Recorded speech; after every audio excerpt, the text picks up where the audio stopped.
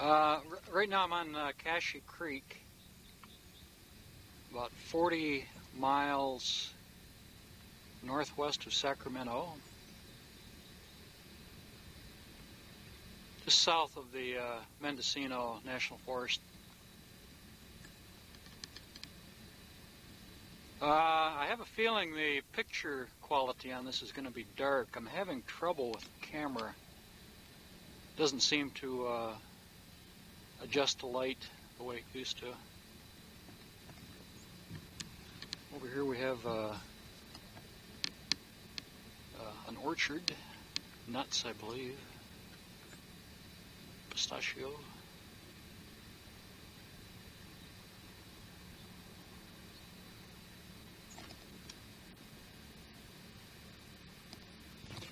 They do a lot of grazing and have a lot of orchards in this valley. Back in the 1860s, there was gold in the stream, and that's what I'm going to be checking on. The stream runs right down along here. I have a feeling what is wrong with the lighting system on my camera is too many sun shots. May have to have something replaced. The sun tends to eat something up in the camera, unfortunately. Let's take a walk down to the stream here. I've got some pretty good sized coon right here. Big tracks. Looks like a real nice stream to work on. Good gravel. Bedrock over here looks pretty good. I'll do some panning, see if I can find some color in this gravel bar. This is Cashy Creek.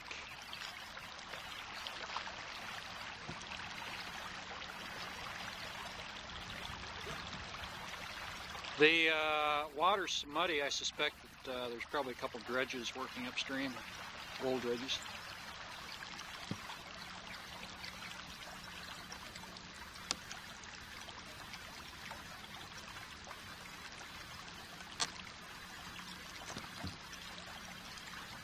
I'm finding here in California, any place you have flat land with water, you can have some kind of farming. This whole valley really surprised me. On the map it looked like pretty much wild land, but there's a lot of farming going on up and down the valley floor.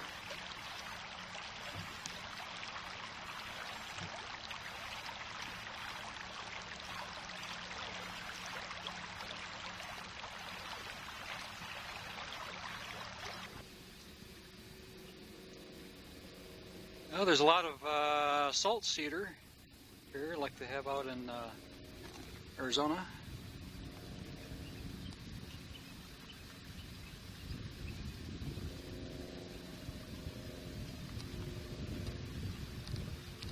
Cape Buffalo up on the hill here. California Cape Buffalo.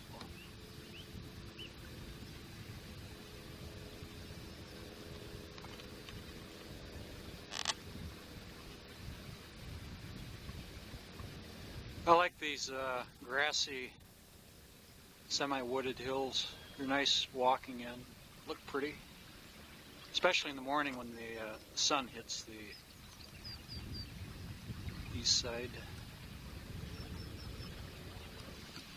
Well, the cottonwood trees are starting to drop leaves.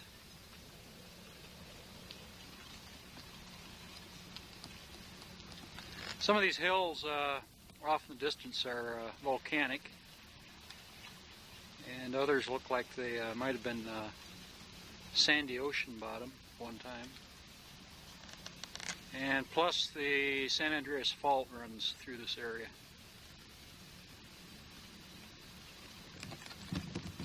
Earthquake.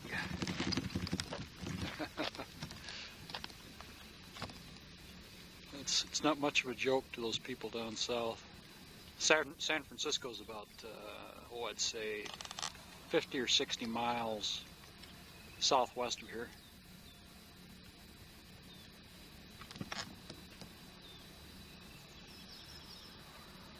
Well, my lighting in my viewfinder seems to be improving,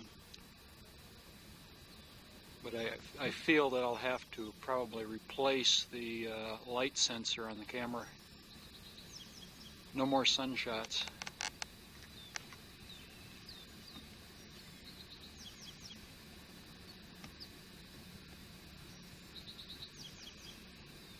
Well, the sun has just gone behind the ridge. I set up camp here on Tashi Creek, just outside of Capay, California. I found some pretty good color down here on top of this bedrock. There's some ancient river gravel and stones on top of the bedrock.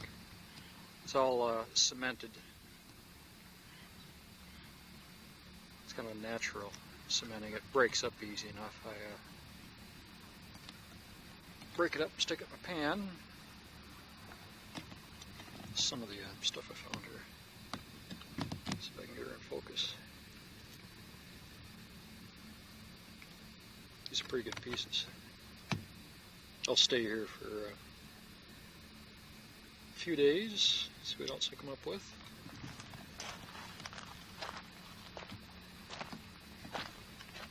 Yeah, I think I'll try it down in here too. I was talking to a fellow down here a little while ago, and he and his son were fishing on the creek over here, and the earthquake hit San Francisco, and the stream, the water is going back and forth, splashing 3 and 4 feet up onto the bank because of the earthquake.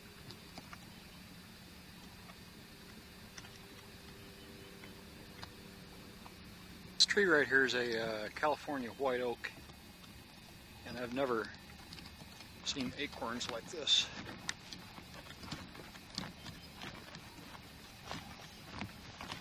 One of these come down and nail me on the head. These are big. They're good to eat too. The meat is just as white as filbert. I ate a couple. I think I'll make some acorn bread. The ground's just covered with them. Yeah, I'm going to get a good supply of these. They're pretty tasty. I'll roast some, salt and roast them.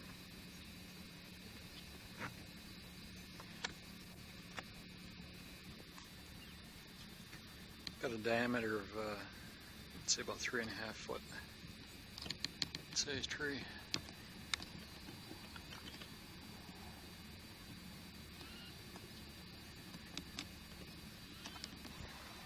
The area where I got the gold was right on top of this.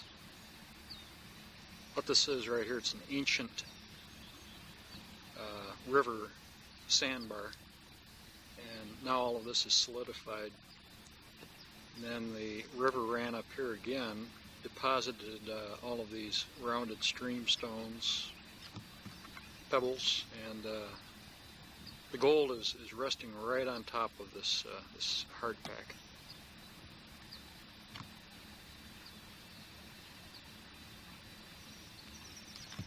While I was working over here, a guy came down, did some fishing, and he said, initially he said, you know, there's no gold here. Nobody's ever found any.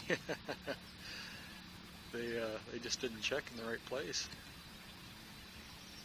I'm pretty pleased. The hole, the water hole here is about 8-10 foot deep, and some pretty good sized fish jumped up, and I asked him what they were, and he said they're black bass. So I think I'll do a little bass fishing this evening. Smallmouth bass.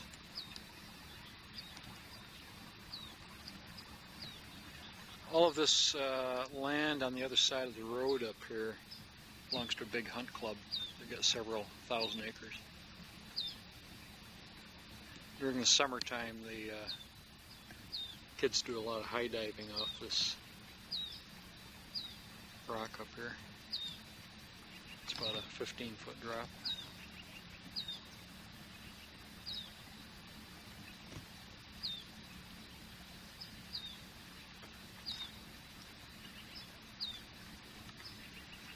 I checked all the other places along the bank for gold, and the only gold I found was in this strip right up on top of the hard rock.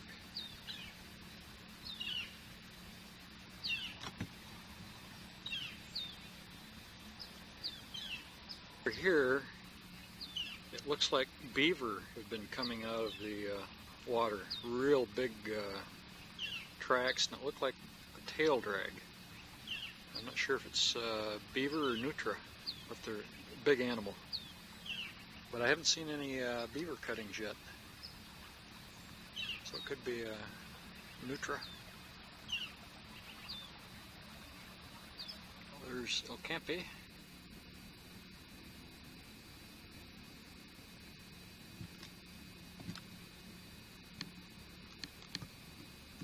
This picture is awful dark. I'm gonna have to have this camera fixed. Just blew out a fuse in it, and luckily I had 2 extra.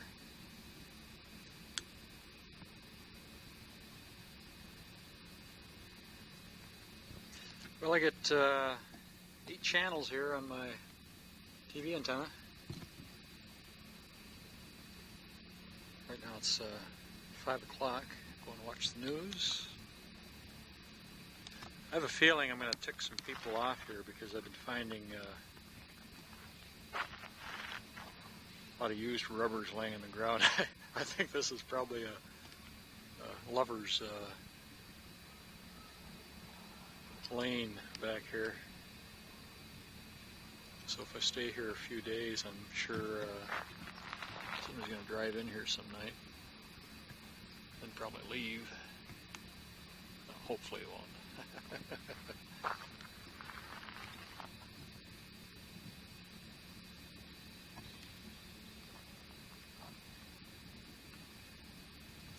Hills are awful high up here. They're about 2,000 feet above me. A lot of deer tracks, black bear.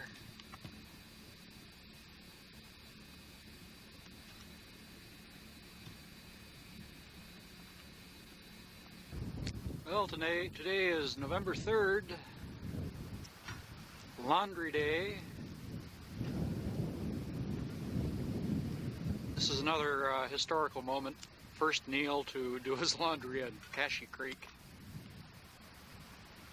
Yolo County, California. San Francisco had another mild earthquake last night. And being 60 miles to the southwest, I didn't feel anything up here. But I guess the couple fellas fishing up here were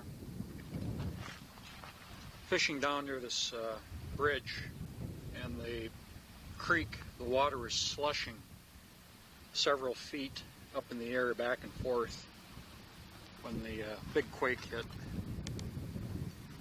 Listening to the San Francisco TV station, the TV news, just about everything constantly is earthquake this, earthquake that, damage, repairs, effects on people.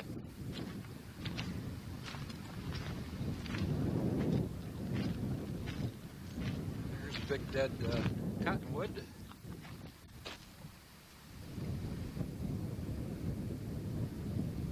I'd like to get up into these hills right here and do some prospecting, but it belongs to a big hunt club. They've got several thousand acres. But I think I'll go up stream about 10 miles and check out another place. You can see masses of mistletoe growing on these trees.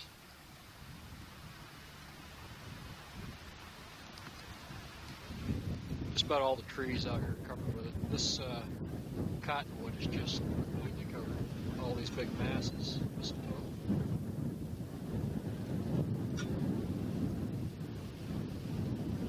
This population of hawks down here, I think they've come down from the north. There's an incredible amount of different species of birds down here too. I think they're feeding on.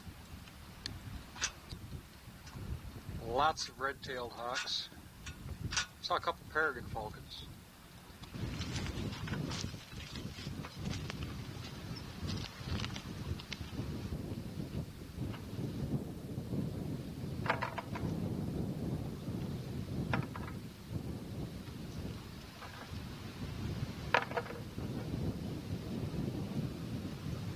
I'm going to gather up some of these acorns, make some acorn bread.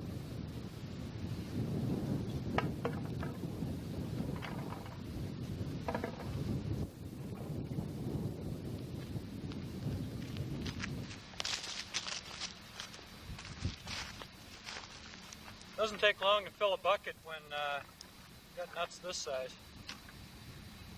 What I'll do is take them back and shell them, and then you you boil the nut meats.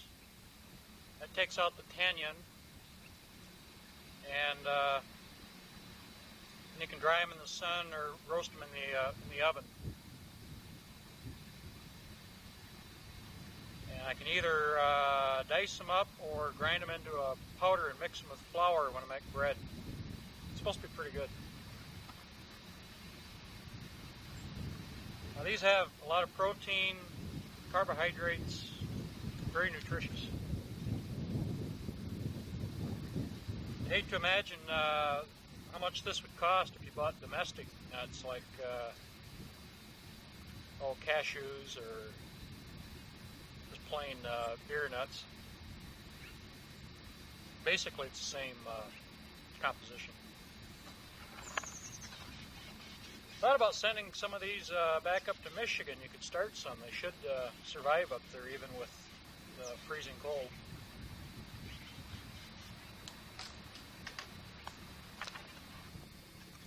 Well, today is November 6th. I moved my camp up near Leesville, up near the Three Sisters mountain range. I'm about 40 miles north of Gwenda, where my other camp was. I've got a real cool spring just below the trailer. Water's pure, comes right out of the rock. Got a lot of hawks up here. This red tail up here. A lot of golden eagles. I see them every day.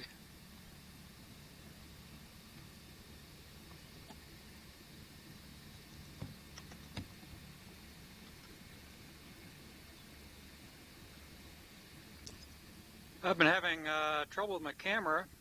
Took it apart the other day and fixed everything. This road right here reminds me of a lot of the country roads I've seen in Michigan.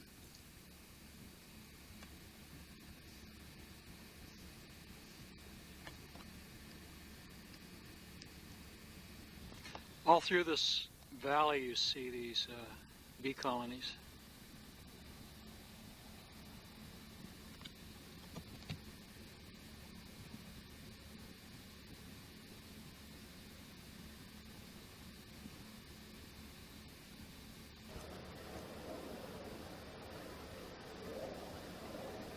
Boy, the air is just full of them.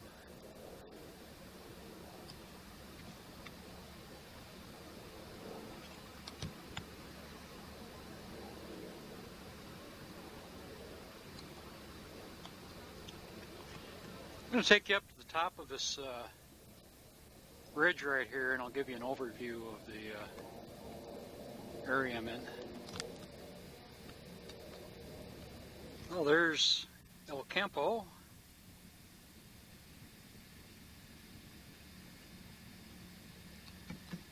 Used to be a little settlement here at one time. Gas station right there. And they had a hotel right here that burned down. A lot of outbuildings in the back. Horse barns, carriages.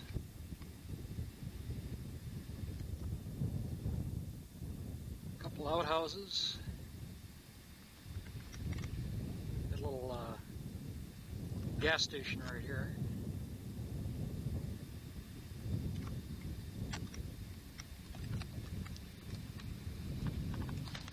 And cow barn and corral over here. And they had a livestock tank back here. Now out here they call a pond a tank.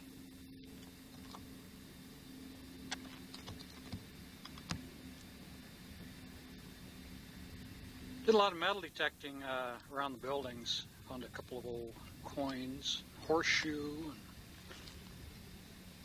Oh, you see a lot of holes all through this whole area on the hillsides, and those are made by a ground squirrel just a little bigger than a large fox squirrel.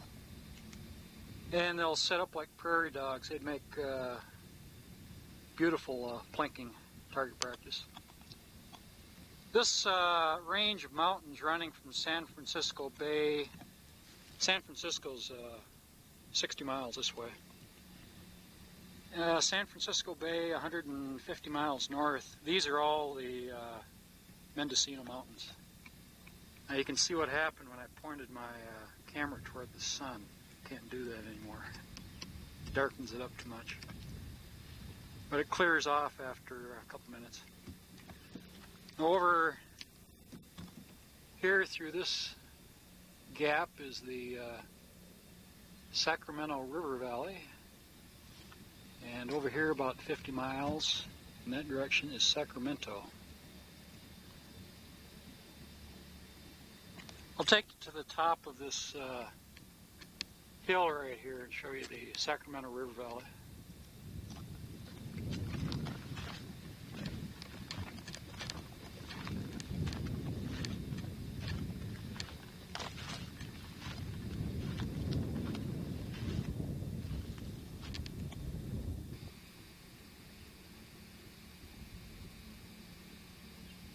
Well, down below,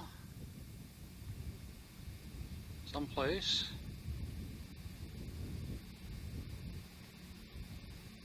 is a golden eagle flying. Can't pick him out.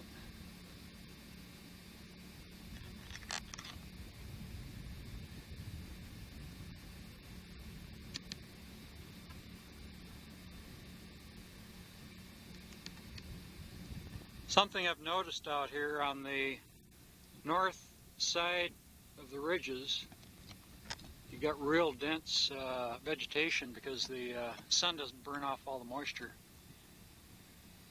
Then on the south side, you have less vegetation. It's burned off too quickly. North side is usually extremely thick. It's the place to look for game. Beautiful deer country, but very few deer. I've only seen a few tracks, a couple beds. Lots of oak, lots of grazing farm, places for water. Hardly any deer.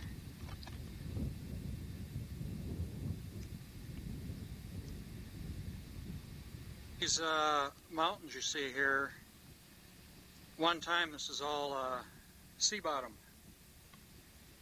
And as the continental plates push together, the sea bottom is being split and shoved up. You can see parts of it right here. It's all sandstone, brownstone.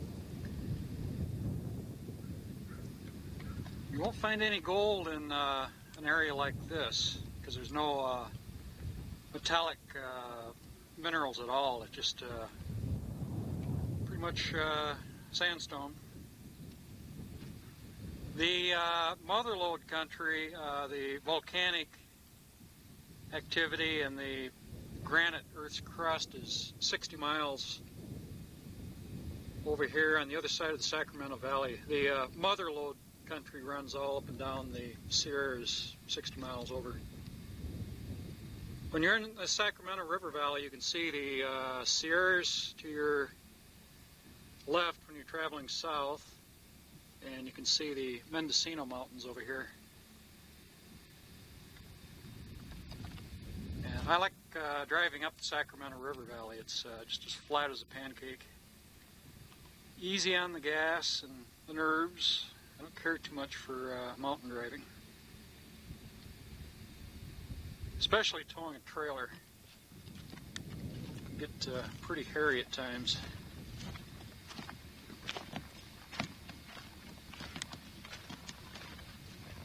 Well, this is going to be a pretty steep climb up here. You guys ready? We'll go up on telephoto. Hold on.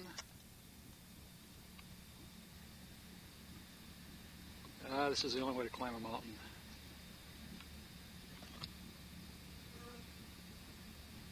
It didn't take long, did it?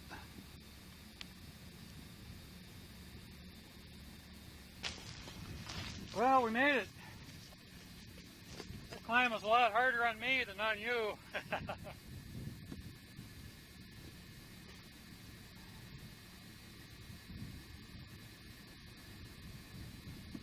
Quite a view from up here. It's like being in a plane. See the little patchwork quilt farms and fields, little roads, little cars. Yep, gives you a feeling of being on top of it all.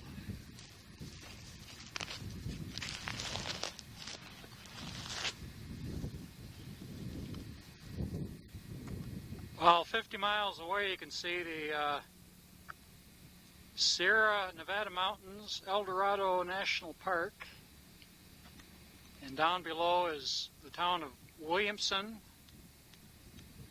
and the Sacramento River Valley.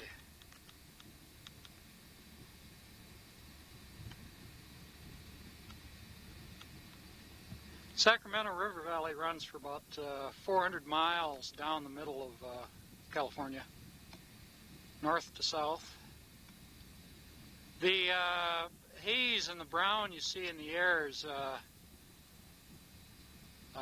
auto pollution, people burning wood, industrial,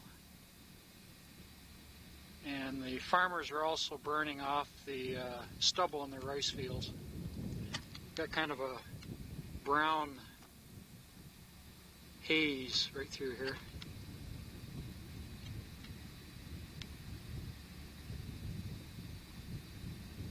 They can grow crops year-round down here. They have irrigation canals, and a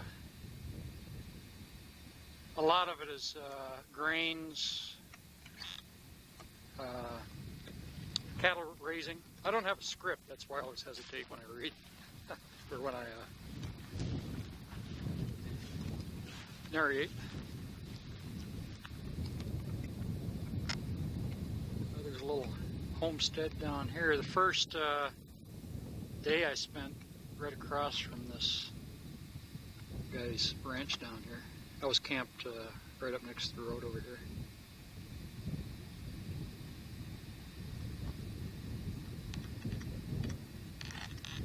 There was a big white cross on this hill down here, but I don't see it now. Maybe the light's not quite right. Well, way off in the distance down here is San Francisco. And let's see, Sacramento is over here about 40 miles.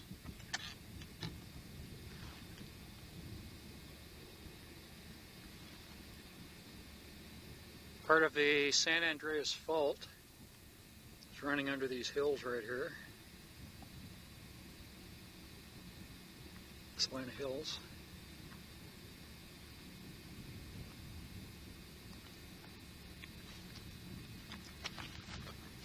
Interstate 5, that's the road I always travel up to Northern California and then goes south on his, runs right through here, right through Williamson. Interstate 5 is just like I-75 up in Michigan.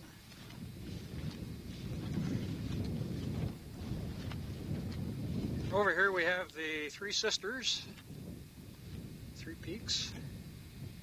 Down below here you can see my trailer and the barns.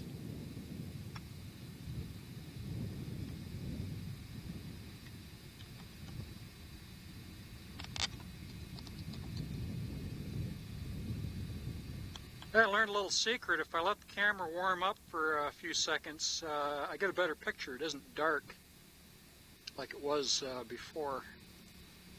But I'm going to have to replace that light sensor eventually. The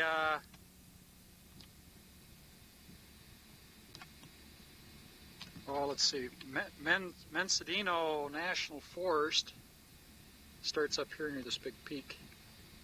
Now they've got a lot of wildlife up there. There's a wildlife refuge, and eventually I'll have to get up there and do some filming. Down in this field the other day when I was walking down the road, there was a flock of over 100 curlew. They look like a chicken-sized woodcock. About 100 years ago, they were almost shot into oblivion by market hunters. The meat is real good, real delicate, light. Well, this is quite a steep climb up here. I like these hills, though, because you don't have a lot of rubble rock. All of this is hardly compacted sod. It's almost like clay-like soil. I've got to make sure I don't point this thing toward the sun anymore. That's why I get that dark image. Yeah, she's a pretty steep climb. There's a lot of deer tracks coming up here. They've got trails along these ridges here.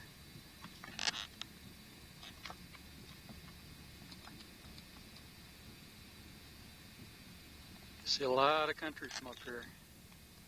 You notice what I pointed out before, the heavy vegetation on the north sides of these ridges, because they're in the shade most of the time.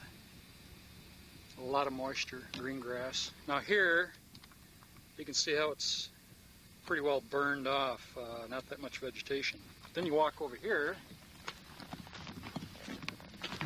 on the north side, see how much thicker this grass gets?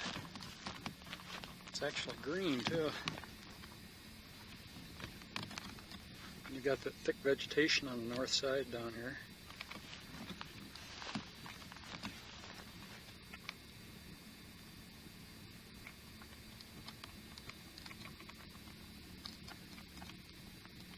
I like these hills. They're, you know, if you climb them, they're manageable.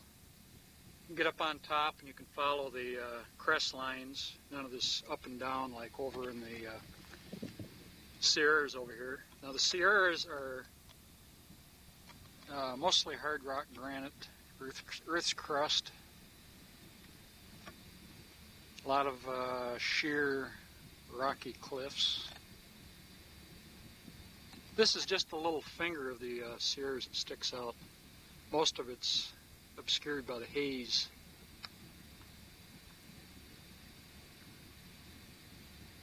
Donner's Pass is 70 miles over here, and then right beside it is Lake Tahoe. Now, when I go to Arizona, I may take the expressway up through Donner's Pass and then go down through Reno. Well, actually, Reno is on the other side of the mountain. Maybe spend a night in Reno, take in some shows and some slot machines. Down below, you can see a tank, watering hole for cattle. see cattle around the pond down there too.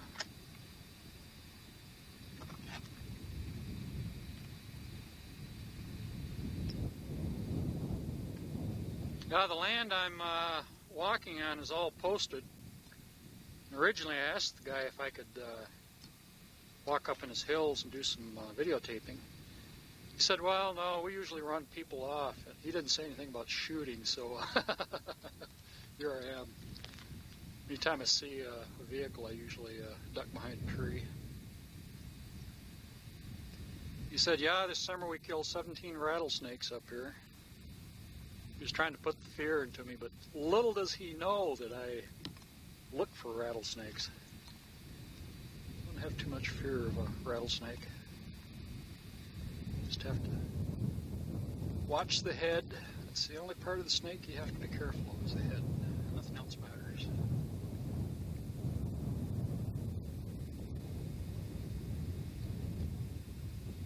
Looks to me like the wind gets pretty stiff up here at times. Blew this tree right out of the ground. Of course, it looks like it's been a little deceased for some time now.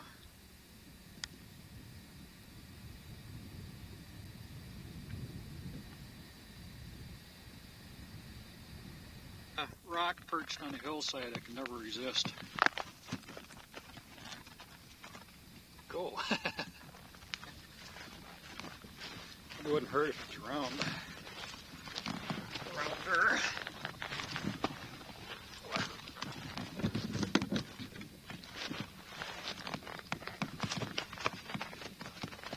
There we go.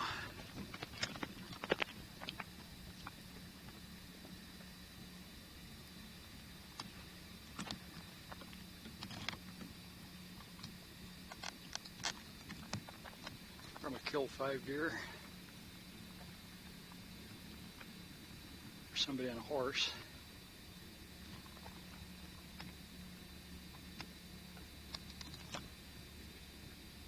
Now here's the feather of a golden eagle. Unfortunately, it's a felony to keep any part of an eagle, so we shall just leave that up here.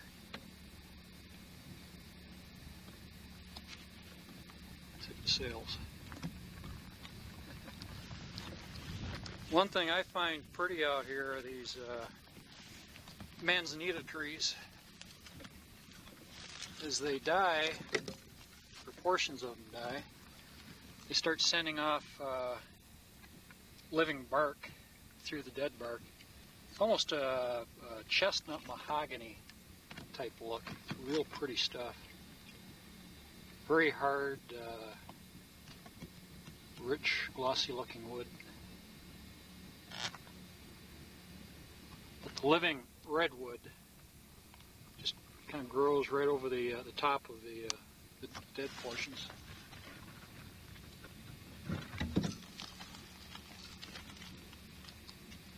See how it divides from living to dead. Get some pretty strange designs on some of these trunks. Very pretty.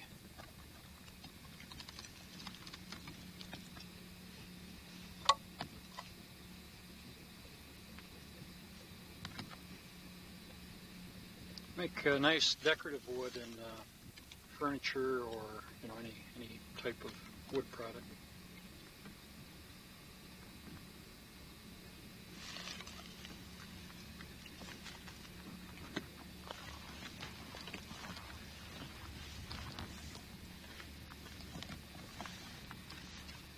Manzanita leaves.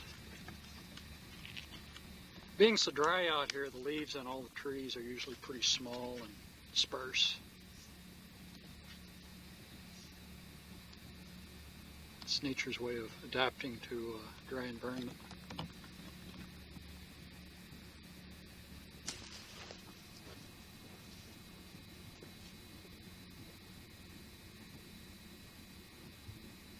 I wish I'd done more of this when I was in Africa. Get into the picture.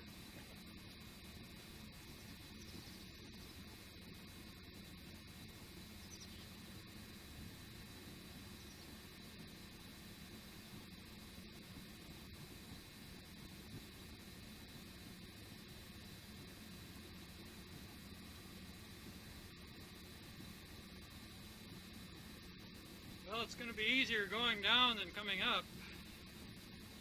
It's awful steep.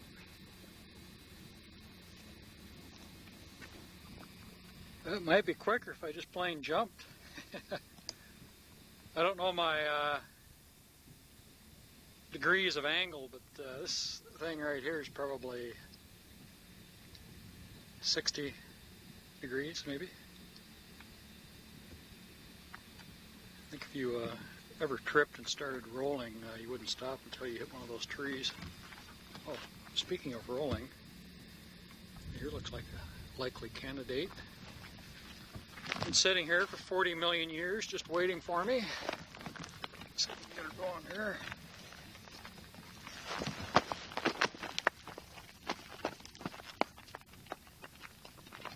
Oh, good God.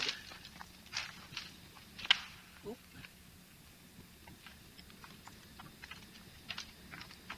Oh, you heard it. Cape Buffalo.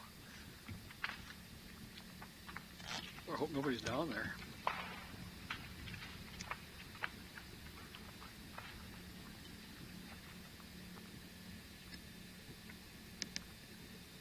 Well, it was fun. Let's find another one.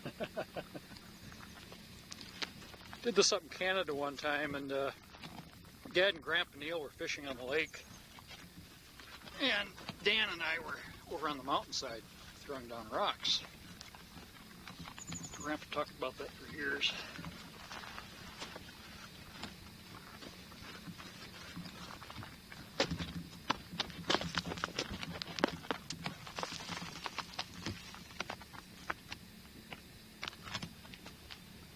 They tend to break up as they hit things.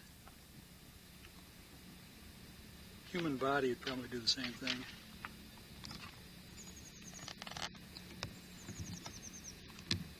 See if I can find a big one up here someplace.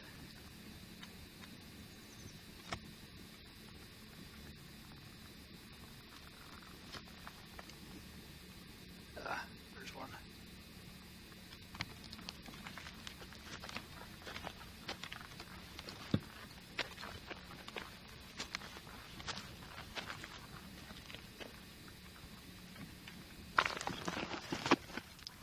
Oh, geez, big one. Oh!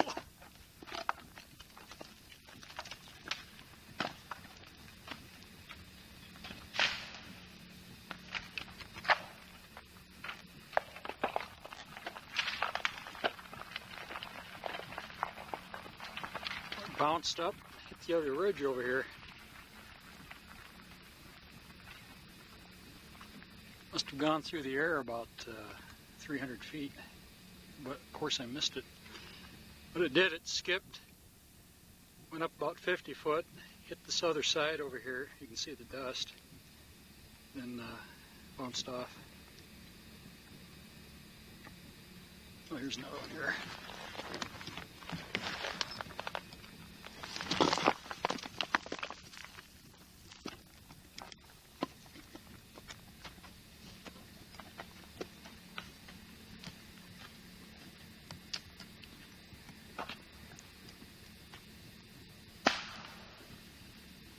Sorry, tree.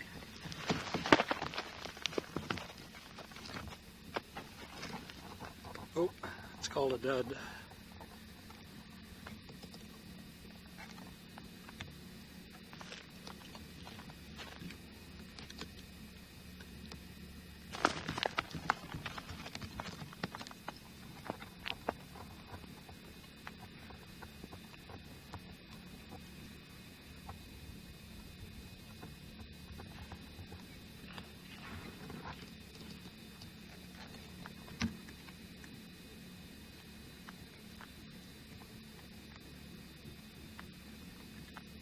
Well, fun's over.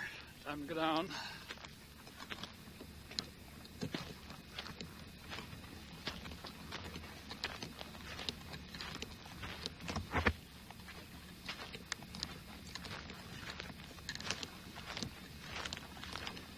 Temperature right now is about 65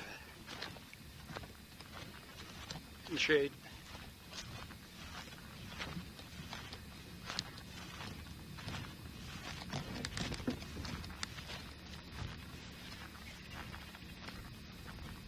Okay, you ready? Hold on, here we go.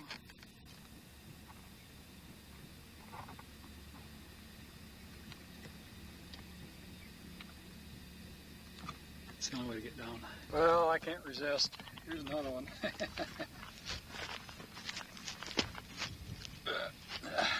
Big one.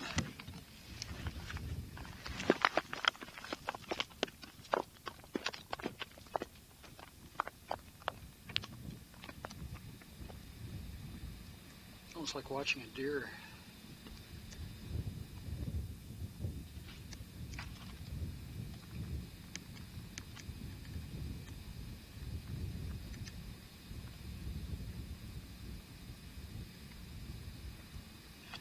Oh no, it's gonna hit my trailer. Still going.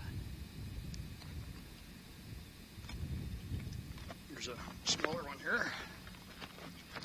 Can't just let it sit here and let nature do its thing. Go on a little bit.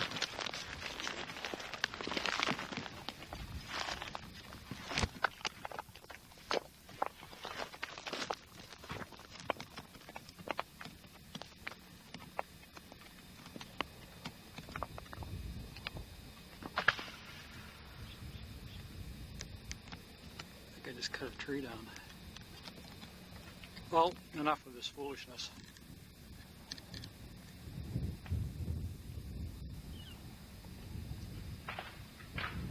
Okay, stop going.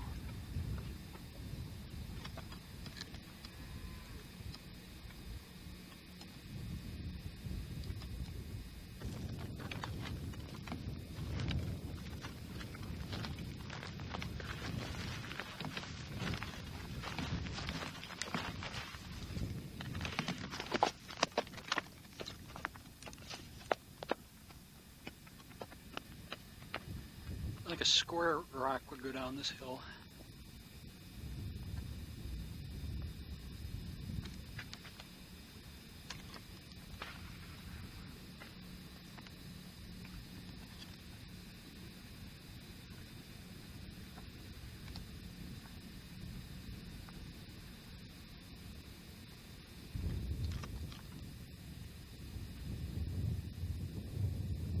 Still going.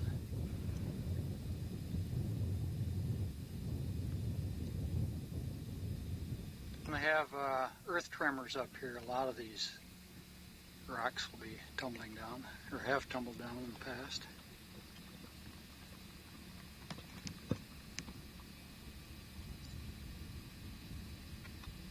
One for Anthony and one for Amber. Here goes. Let's see who goes furthest. You guys pick which one you want. Ready?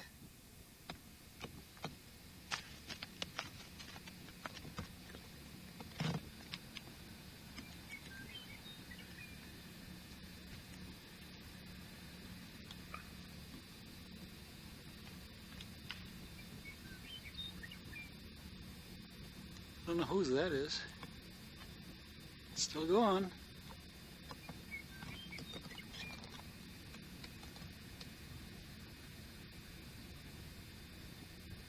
Well, heading down the mountain I go.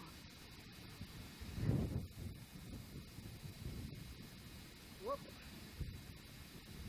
Wind's picking up.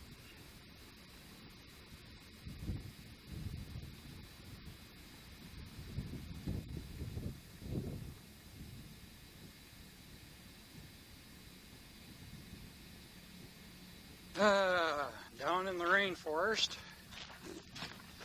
got out of the alpine meadows, I'm walking a cow's path, or cow path right now.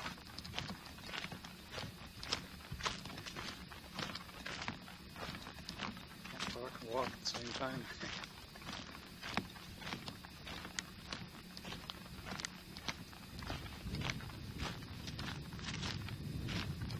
These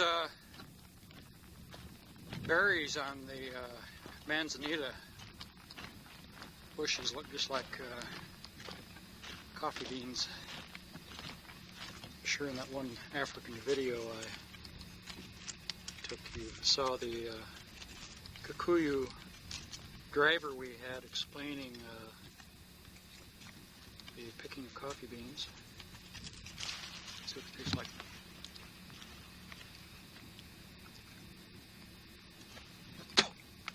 Tastes like creosote.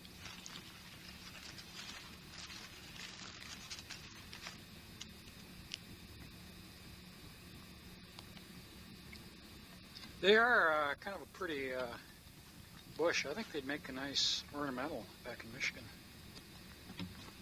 But I have a feeling these leaves would probably freeze off.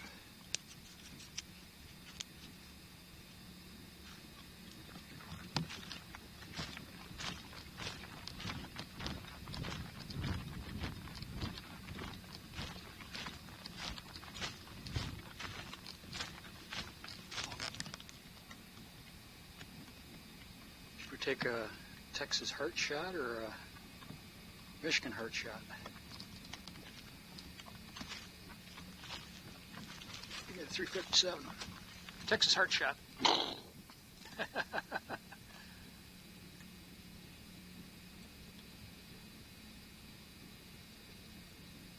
Oh, he's going to circle for a charge. Keep your powder dry. Load up your guns. Oh, this water looks awful inviting, but I'm sure that there's a bad case of Giardia here with all these cattle. I usually bring a canteen, but didn't today. I knew I wouldn't be out there that long.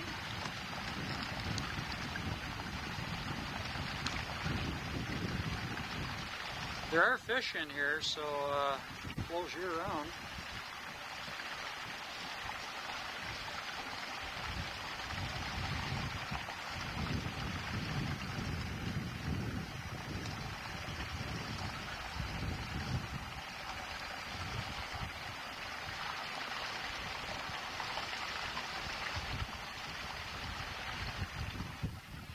Well, right now it's 2 o'clock. Get back to camp, put some chow on.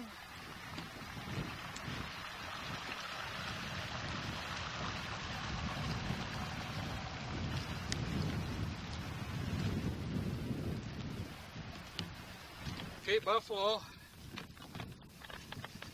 Got a little bone here. I can't be too far off. Let's go get him.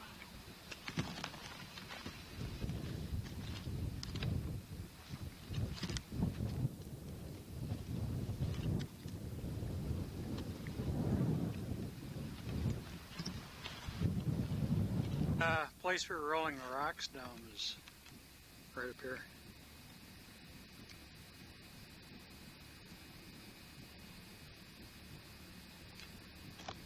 Well, we made it back down to the Nairobi-Mombasa Road.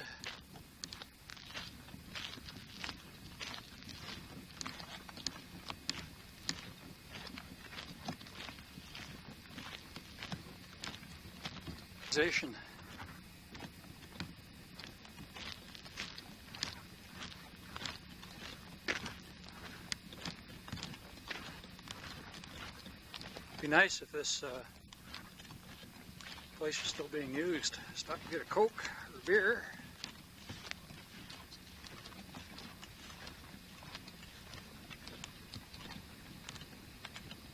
I think they might have stored hay in this place.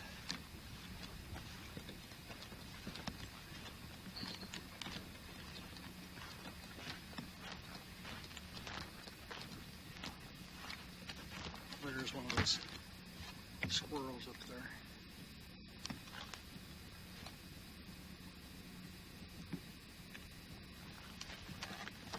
They've got these little paths all over the place from one colony to the other. Little highways.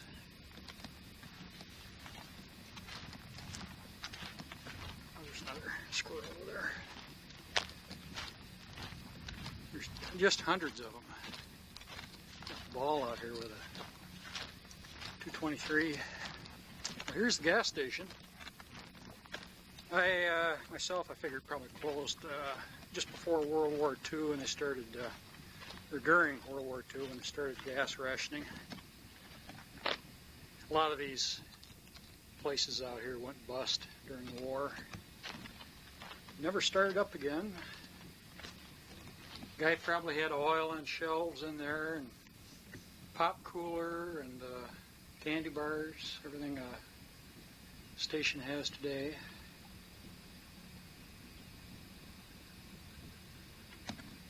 I found a couple little pennies around here, wheat leaves. There's a squirrel right there.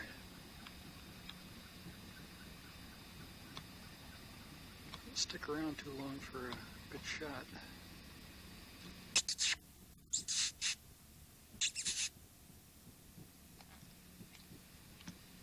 Sitting right there.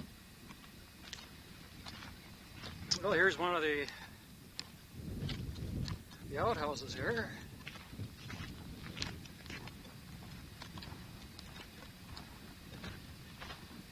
They had a trellis on the back over here. And this outhouse over here had a trellis out front. It's that right there.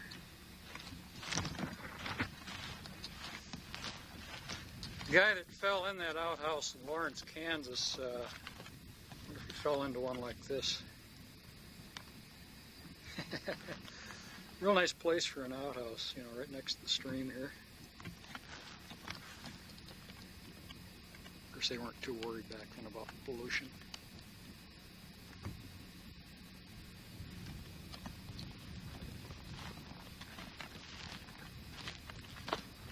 Figure here they had a big water tank sitting up on top. They'd fill that and it'd give them water pressure to their different buildings. Boy, somebody's been doing some graffiti over here.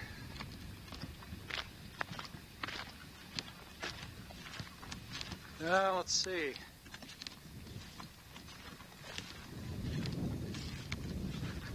Heath loves Darcy.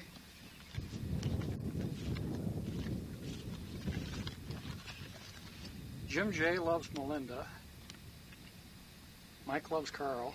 Of course, this is California.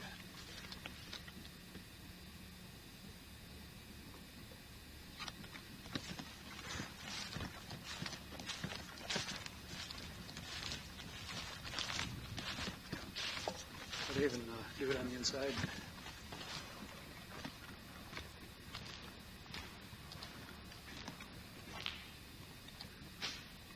Uh-oh, some hieroglyphic figures.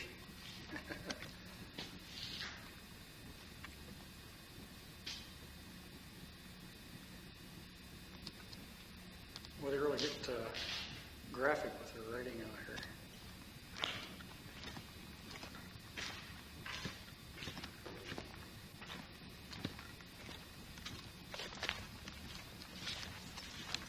Well, home is right over here.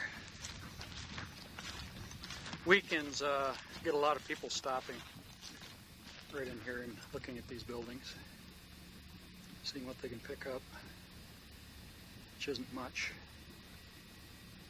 Had one of our girls, she stopped, she ripped up one of these iron fence posts, and she was trying to tear the gate hinges off the post down here. You can see the three sisters.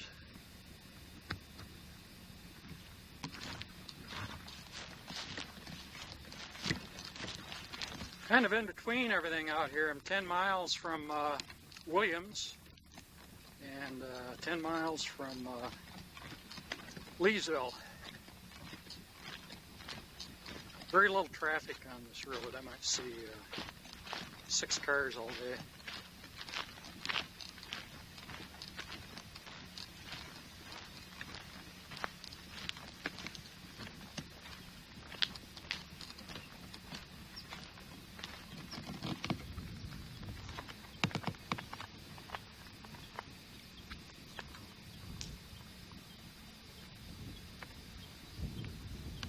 I like that. I think I'll do that again.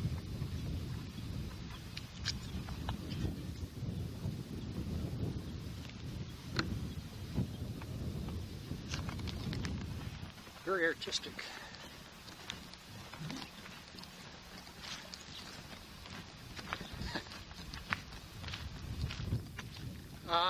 This bridge right here is fairly new, and the old road used to run right over here.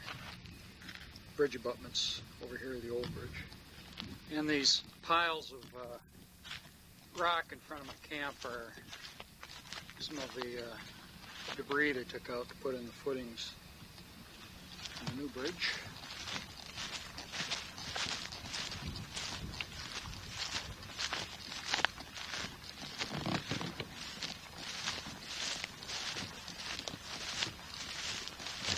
Well, I get CPS out here, crystal clear, and about half a dozen other stations are a little fuzzy. I don't get NPR though, just vaguely.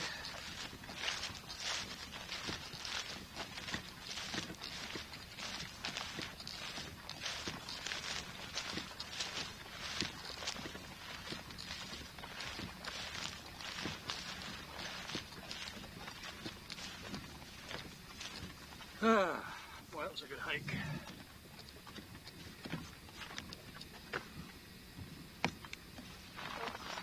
One blew up Prospect magazine. Oh, I'm having this sent to your place, and every few months when I get my quartzite address, you'd send those out to me. I promise I won't lapse my pickup time on the mail. It was a little unforgivable of me. Got a lot of mistletoe out here too. I keep standing underneath it, but haven't had a woman come around yet. This little mistletoe right here. Stuff just grows by the bushel on some of these trees.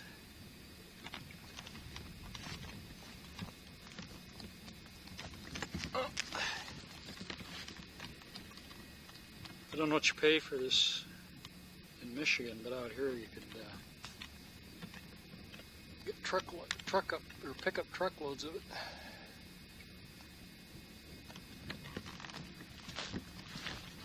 Then I'm going to rig up a shower, take a hot shower. Got the bag sitting right there. What I usually do is I'll hang the bag right here, and then just stretch my tarp around it. Take a shower right there. So it's another day in the life of Sierra Kneale, a modern day prospector in the wilds of Northern California, earthquake country.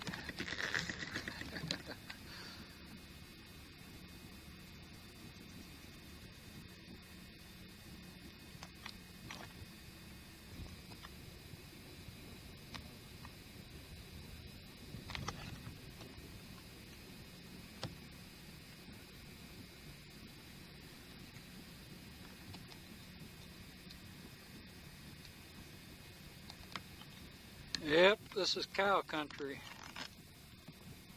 where men are men and cows had better watch out.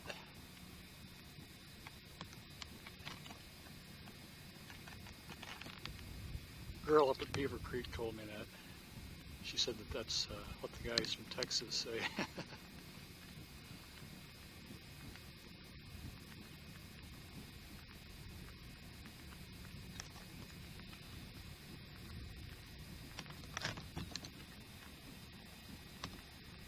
They sure would look good in the frying pan.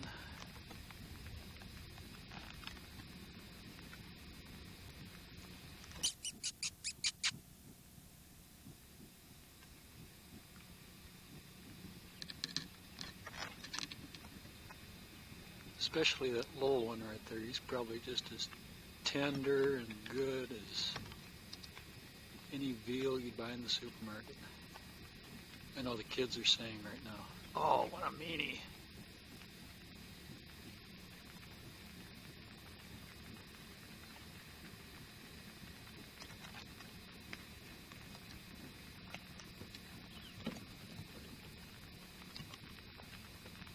Galloping hooves.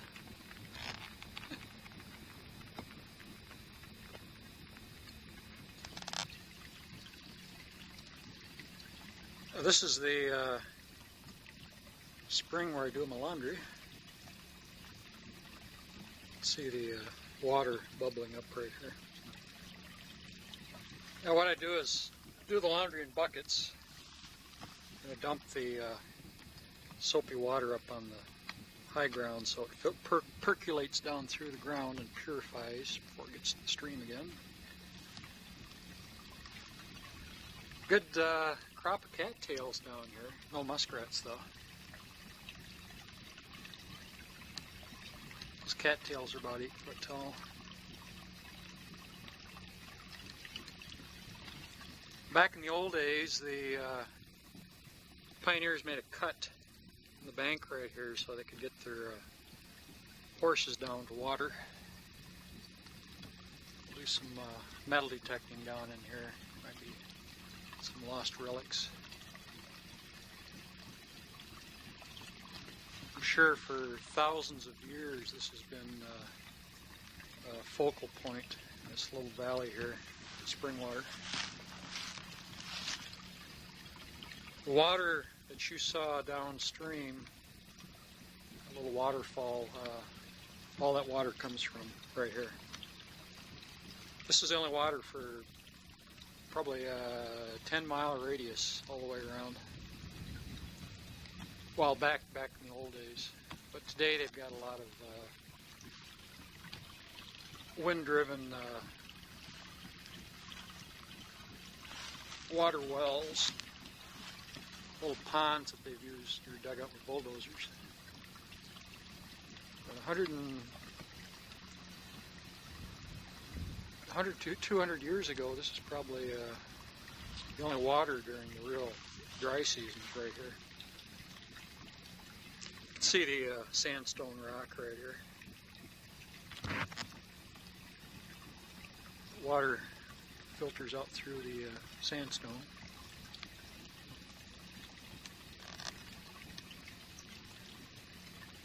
Ice cold too, crystal clear. You can see 4 feet to the bottom.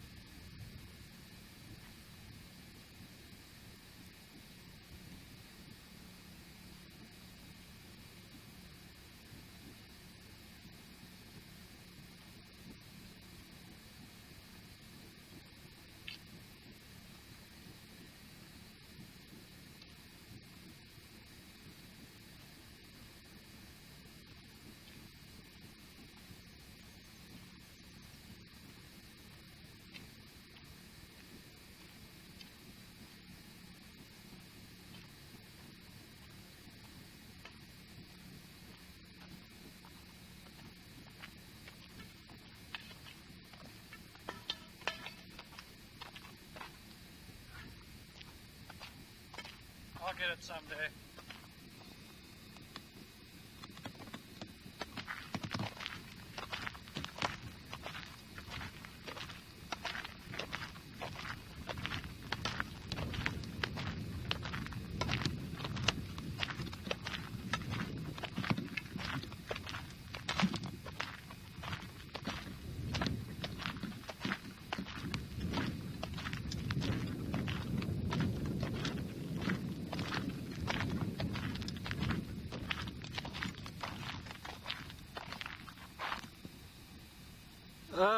Three Sisters.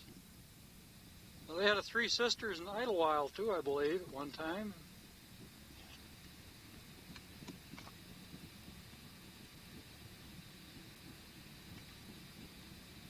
Well, they say home is where the heart is, and I guess my heart is in the wild places.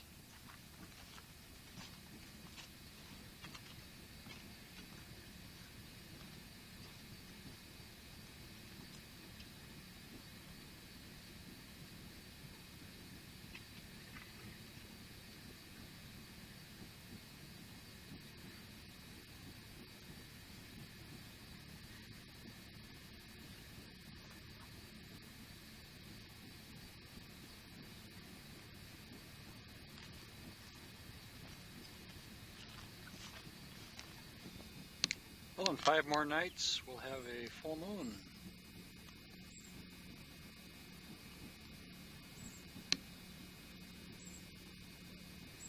Well, today's November 9th. 6 more days until the big one. I found a few interesting artifacts.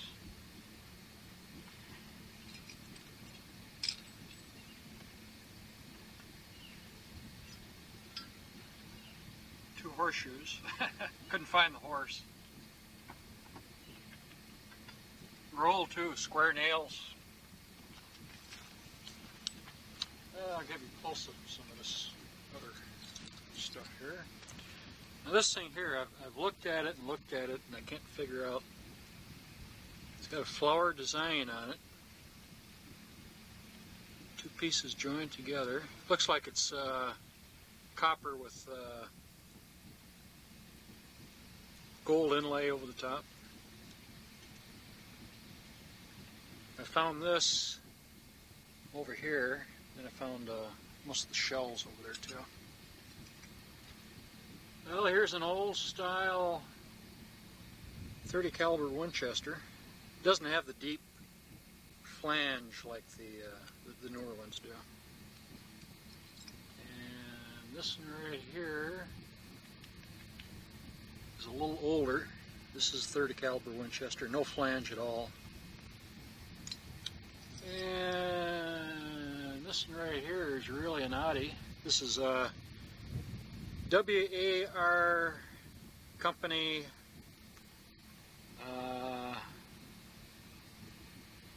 it's a 38-55 caliber. No flange at all. Makes it older.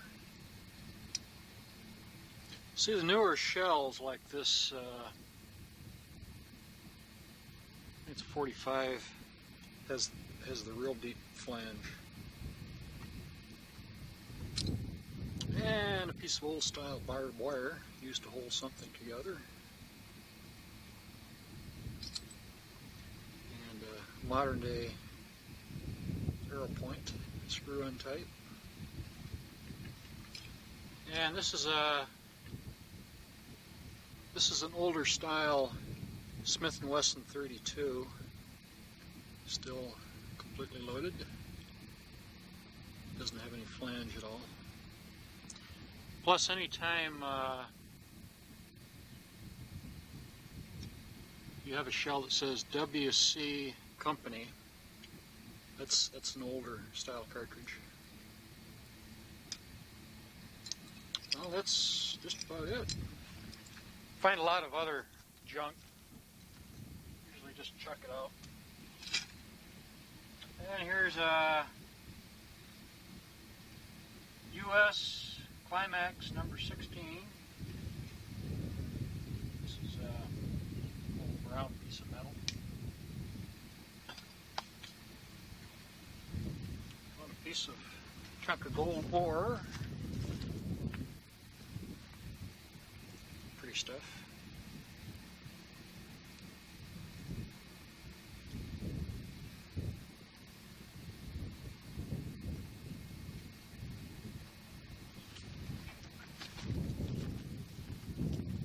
Well, I think tomorrow I'll move my camp a bit further south. It's starting to get cool up here, 30 degrees at night.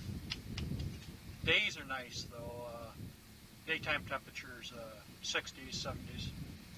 Get my tan back. Not working in those tree-shaded Northern California streams anymore. Pretty much out in the open out here. Well, I thought I'd give you a personal guided tour to Knealeville, California. I'll take some interesting little close-up shots of some of the architecture in the buildings.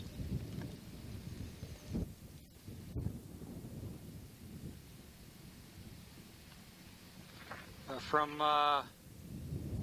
the buildings, my campsite's over here about 100 yards, the other side of the bridge.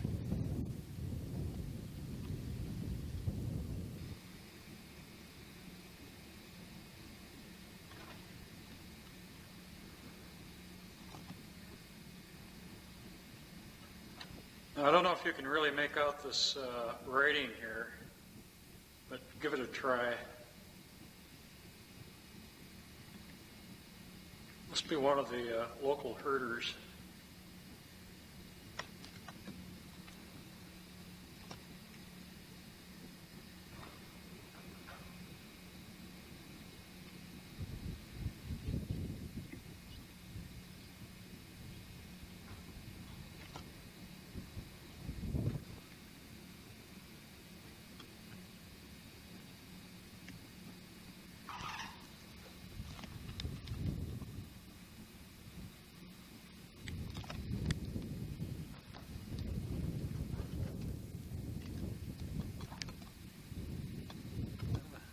Just had a barn owl in here.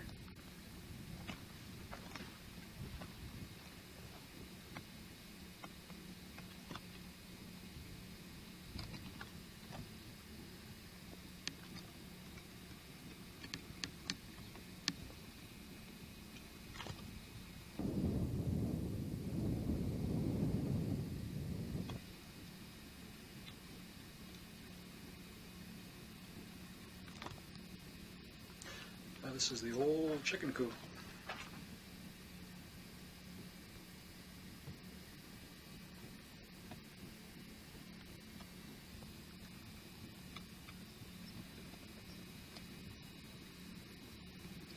Not much of a roof left on this building.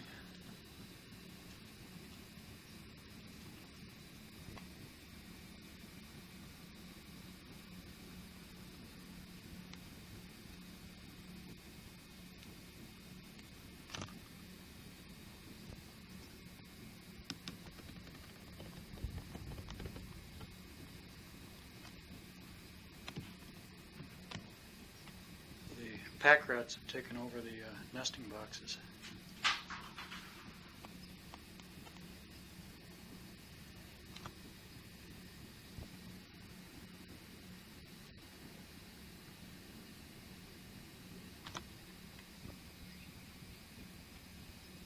This is all that's left of a horse-drawn mowing machine. See the blade buried in the dirt. Naturally, the seat's gone. And the wooden spoked wheels are missing.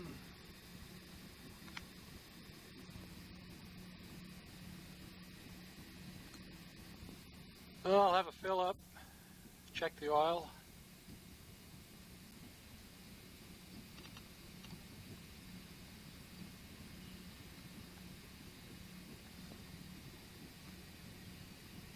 There's an antique. And the reason it's still there is because nobody's been able to reach it.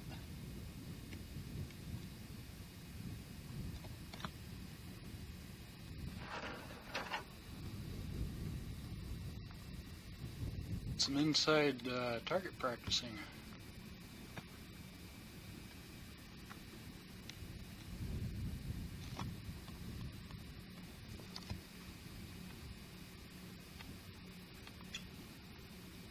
I like these old corrals, the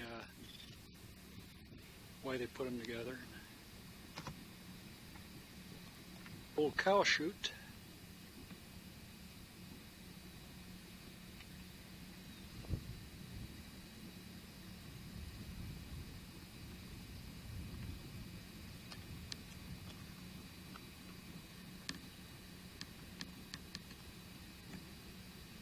This is the water control facility, what's left of it. Behind the dike is a large pond.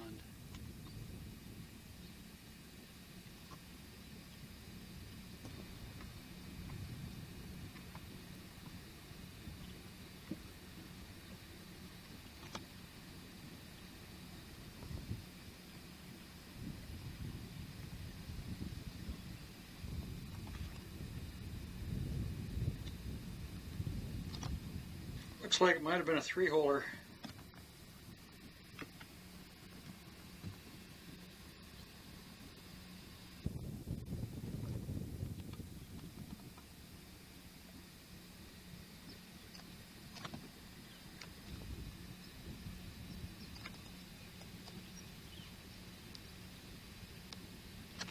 Well, that's it. The metropolis of Knealeville.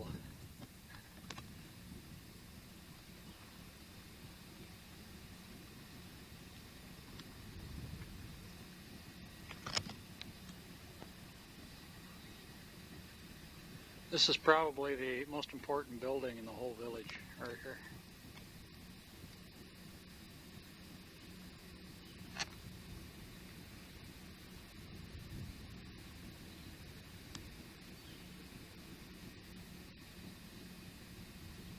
Well, one last look at the triplets. The Three Sisters Mountains.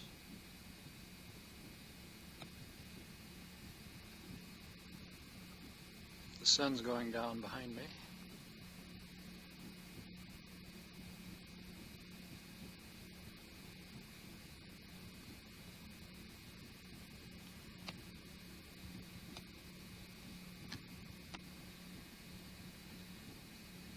Well, today is November 11th, Veterans Day.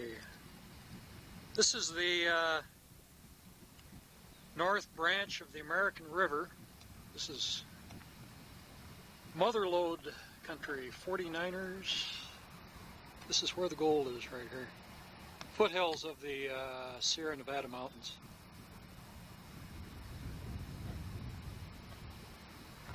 And right now I'm just outside of Auburn, California.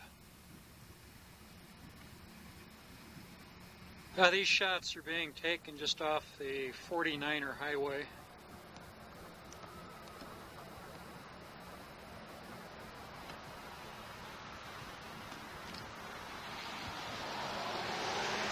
Well, I'm going up to visit some friends I met up at Beaver Creek. They live in Forest Hill. Should be up there in about a half hour. Well, this is the American River Valley. American River's far below. Off in the distance you can see the snow-capped peaks of the Sierra Nevadas. The infamous Donner Pass is over there too, where the wagon train was trapped in the mountains during the winter time and ended up eating one another.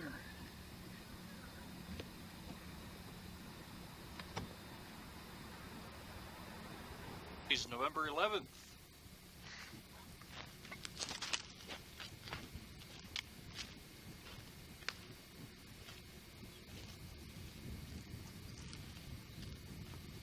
I'm just outside of Forest Hill, about a half mile, and I'm standing on Dan Mathis's property. He's going to build a house here in a couple months, and if I'm still here, I think I'll give him a hand on it. He's a building contractor in Forest Hill. I met him and his family up there at Beaver Creek. Got a beautiful view right here of the American River Valley. Take the camera off the tripod and kind of pan it around a little bit. Right here you can see the Crystal Mountain Range, and they're always snow-capped. So from where I'm standing right here, which will be his living room, he's got the string marking out the walls of the house. Standing in the living room, you'll be able to see the Crystal Mountains. This area here is where the big gold strike took place. It's just about 10 miles north of Coloma, California. That's where Sutter's Mill was. And this area for, I would say, 300 miles north and south on the Sierra Nevada mountains, that whole area is the mother lode. I'm parking my trailer up here for a little while. This is gold country right here. It's some of the best in California. I'm going to be looking for an area to take care of a campground and do some gold work, probably down in this river valley. This was extremely rich back in the 1850s and 60s. And the beauty of it is they left a lot of gold in the river bottom because they just couldn't get to it. I'm going to pick up a used dredge and do some serious work this next summer. He's been doing a little burning here. I'm going to put out this little bit of a fire here with the wind picking up. I would hate to have him go through what I went through, burning off the neighbor's property. He's got about, let's see it. His property runs from the tree line here over to this point over here. So he's going to have a real nice big yard. Right now there's no neighbors. And the contractor put in some real nice blacktop roads.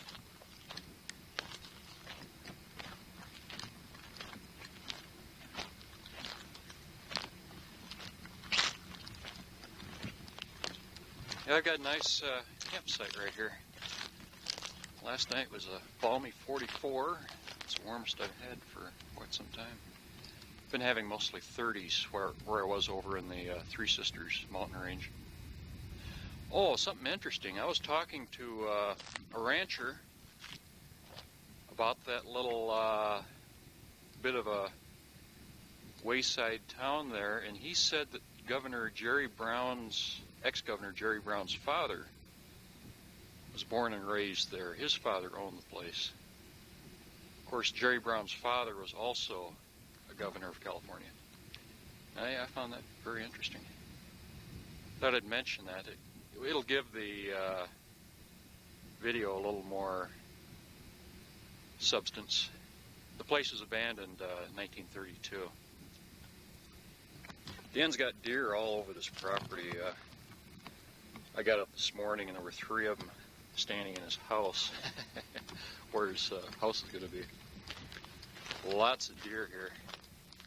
You got well-worn trails all through this whole area. Well, he's going to have 2,200 square feet here. He's going to have 3 bedrooms, a big living room, a den, big 2-stall garage back here. I think he's going to put a bit of a patio back here, just off the kitchen. And then he's going to have a big deck running out here. Now the house faces south, so he's going to have, this is south right here. So he's going to have this wall through here. He's going to have a lot of glass on this south facing. It's what I did on our place up there in Paris. Very quiet here. I slept better here than I have since I left Beaver Creek. Oh, they get to name their road. Well, this is one road that was put in down here, and it dead ends right here.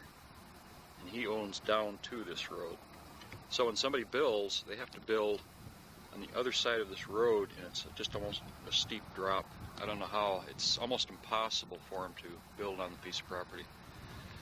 But their little road runs up through here and then over to where my trailer sits. And they get to name that road because they're the first ones here. And they're going to name it after a rock formation, which is just across the valley here. You can see it with binoculars. They're going to name it Granite Chief. Now, they wanted to name it after the mountain over here, Crystal View, but there's already a street in Forest Hill named Crystal View.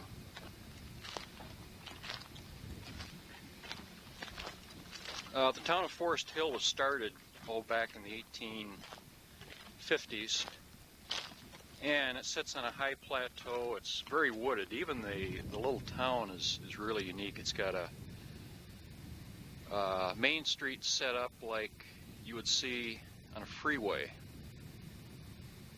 You've got two-way traffic on one street, then you've got a wide island down through the whole town, and then on the other side of that strip, green strip, you've got another two-way street. But nice little town. They just put in a brand new supermarket. Real nice one. Good prices too. I bought groceries there yesterday. Yeah, a couple laundromats. I think the town is probably less than 1,000 people. And elevation here is about 3,000 feet.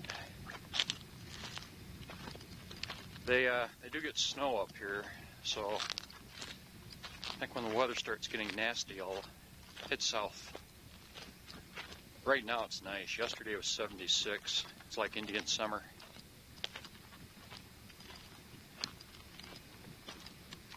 Oh, their son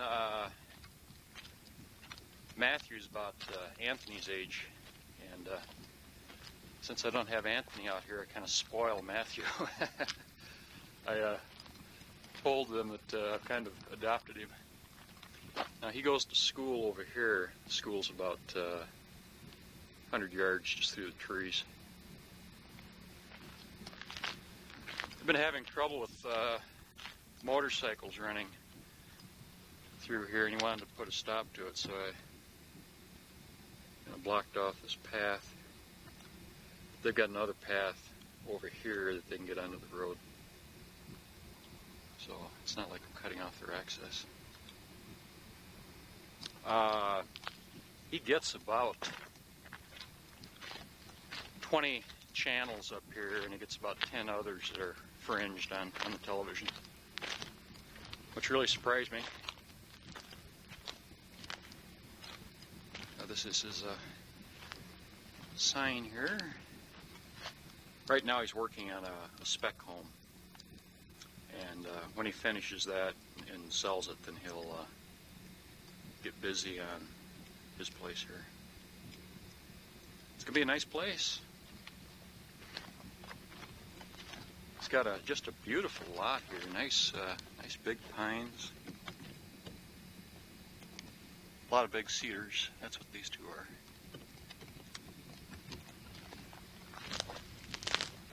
This is kind of a unique little plant here too. It's almost a fern-like.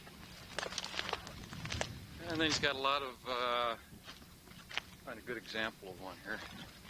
Oh, right over here. It's got a lot of madrone trees. This right here is madrone. It's almost tropical. It's got a real nice, lush, waxy little leaf. Looks like something you'd see in a planter. Usually the bark is smooth and olive, but right now it's shedding. The leaf is just a real nice tropical type looking. Well, it looks tropical. Makes a nice hedge too when it's small and just coming out. Let's see how this stuff works out here. Normally this is just a pretty olive green color. You don't have this brown fading. Once this scales off and the sun will hit this for several months, it just turns just a solid olive green. Really pretty.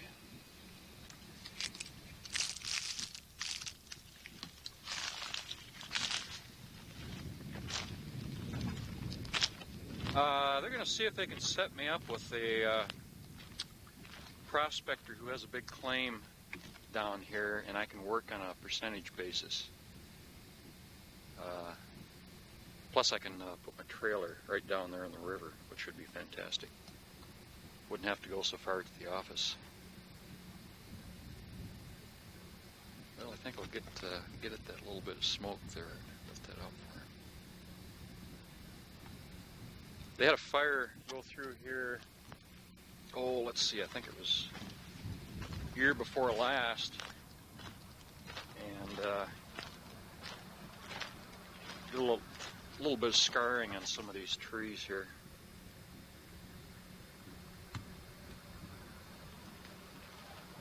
Well, I'll tell you, get fire in these hills, and it's really a bugger to fight. You've got to have men on fire lines fighting this thing. There aren't that many roads to speak of. Beautiful, beautiful country. You can wander these hills for years and not see it all. It just goes on forever. This is what's called El Dorado County. Very close to Lake Tahoe. Lake Tahoe is over here, I think, about 50 miles. And then Donner Pass is over here about 40 miles. Donner Pass is pretty high. It's about 10,000 feet. How they ever got covered wagons up through there, I'll never know. It's hard enough just towing that trailer up with the pickup. Well, so long for now, and I'll talk to you again before deer hunting season. I hope you get one, Dad. I know it's been a long dry spell. A couple years anyway. I think I finished my coffee. Well, late last night, I had some kids drive in raising hell, so this morning I made a gate. There's a dead pine back there. I asked Dan if I could put that in there, and he said fine. Keep the kids from littering up the place. I went through and along both sides of the road through his property and picked up all of the bottles and paper and all the garbage.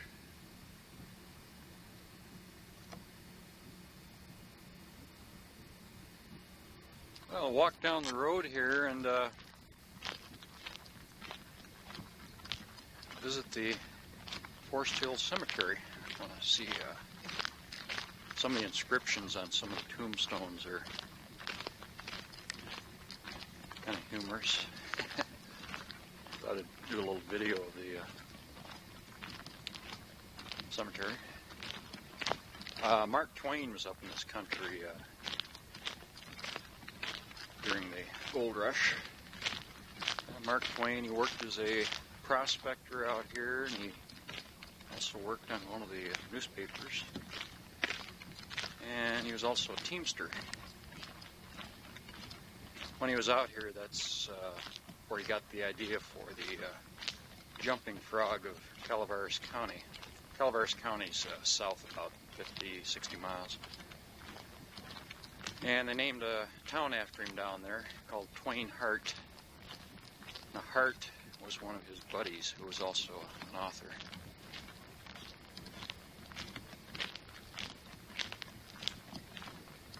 This is Dan's road here. They're going to have a street sign put it down here. Now, if it was me, I would have probably used the Mathis Drive. Get your name on the map. Beautiful view. Jeez. Imagine seeing that every morning when you drive to work. Wintertime it's probably pretty. The snow up here doesn't really pile up like it would back in Michigan. You'll get a snow and then a few days later it's gone. There's the cemetery gate.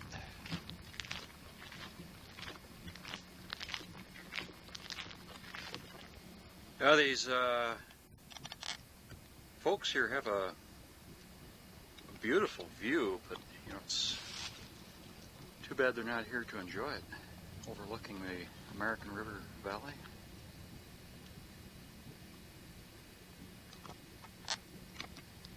And back in 1850, you had literally thousands of men swarming these hills, working in the river placers.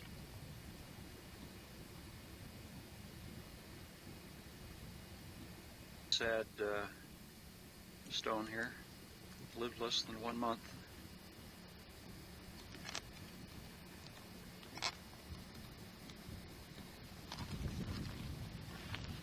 It is November 11th and the gladiolas are popping up.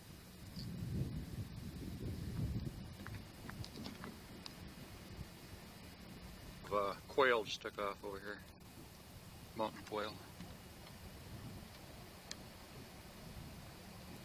Michael Holt right here was 8 years old when the California Gold Rush started.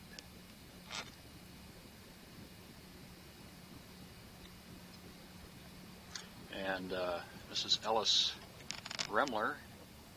He was born a year before the rush started. Native of Germany. John P. Raines, Company B, 4th Cavalry Infantry. I wish they had a date on there.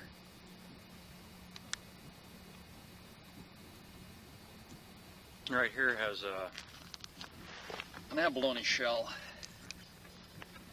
Kind of pretty.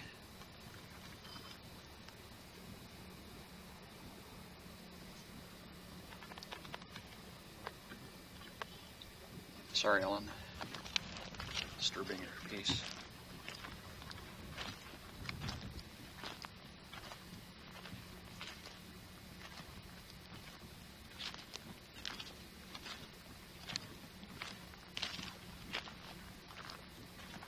Always liked these obelisk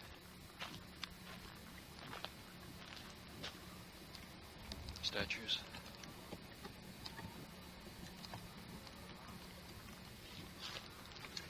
Well, let's see. John W. Bird, native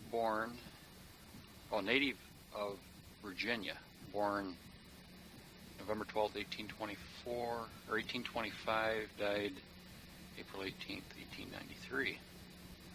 A pioneer and honest man.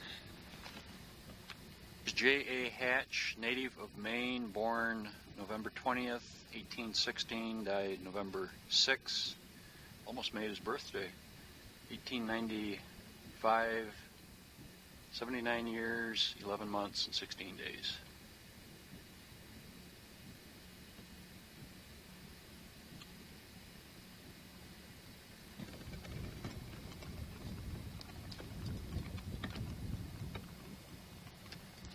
Well, in memory of Lester E. Benbow, died June 20th, 1970, in a rescue of a fellow man.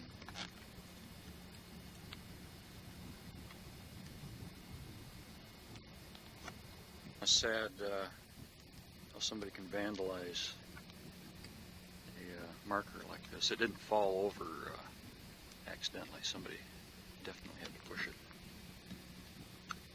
Stuff like that doesn't blow over in the wind.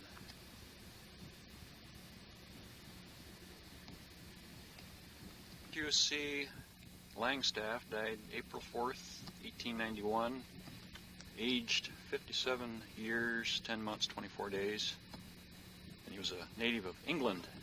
I wonder if you knew great-grandpa Kneale.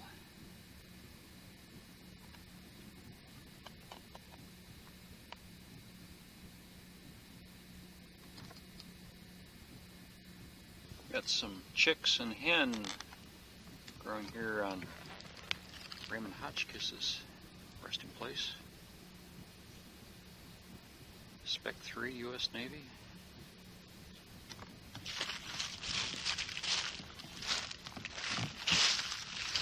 (1916), died 1988. Flowers in a little coffee cup.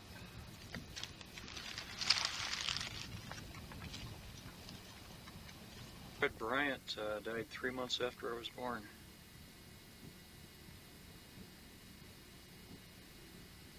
Maybe I took his place.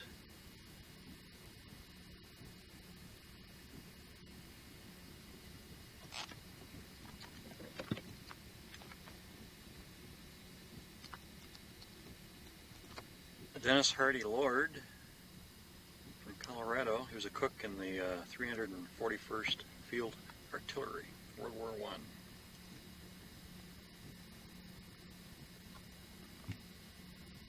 Kind of a pretty bronze plaque. Got a scene of a mountain, pine trees. Same thing over here. This grave right here has some beautiful stones. Some of them are almost clear quartz.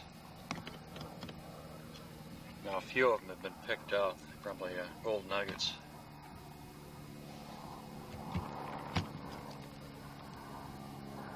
This right here is pretty. It's probably his stone collection. Some of these it would take a long time gathering pretty stones like this. They've been polished too.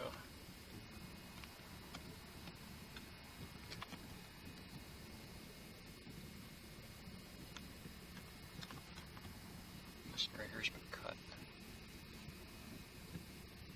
I wonder if Emma Wisdom was a wise woman.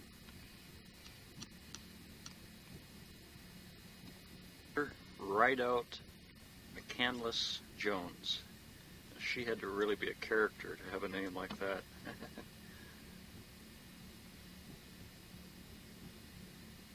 Another unique grave marker. The picture is right in some porcelain type material. John Taylor, California, Lieutenant, U.S. Navy, World War II.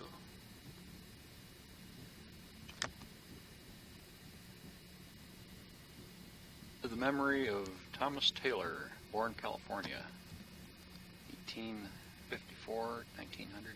It's got a rather clumsy epitaph here. It says, "There is no death, what seems so is transition. This life of mortal breath is but a suburb to the life eternal whose portals we call death." It's not very rhymey.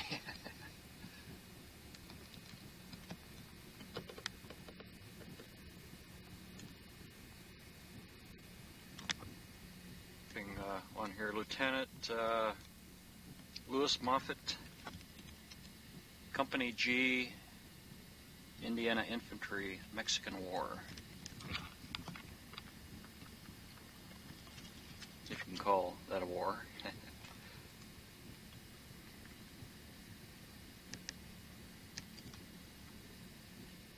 It's kind of a nice stone, bear in the mountains. Somebody put some little ceramic deer on there, epoxied on.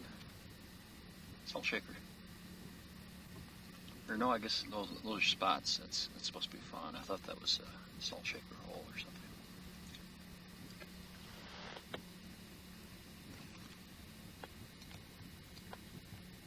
I would suspect that Irwin L. Bowman, California, was killed in action in World War I. Corporal Infantry, 8th Division, October 25th, 1918.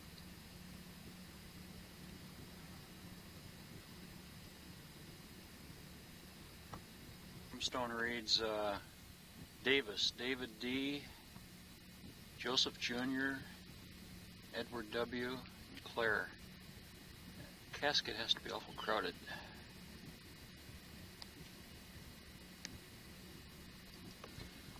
Rosa Beckstrom really had some tragedy in her life. Infant son, Benny, died.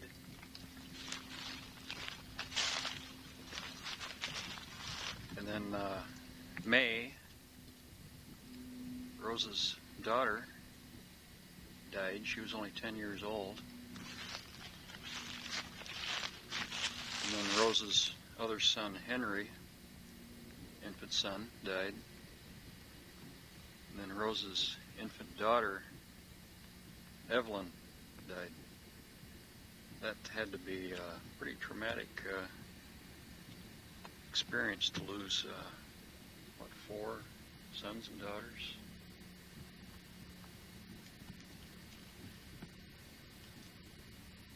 And this is Rosa's grave right here. Pretty sad. Frances Wilson, native of England. I wonder if she was any relation to our Wilsons.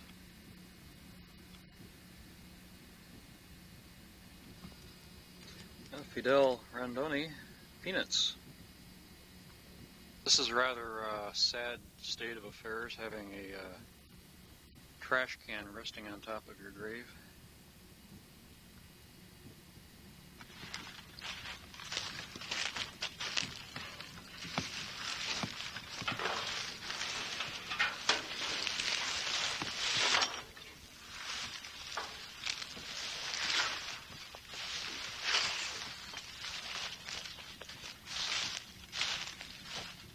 My good deed for today.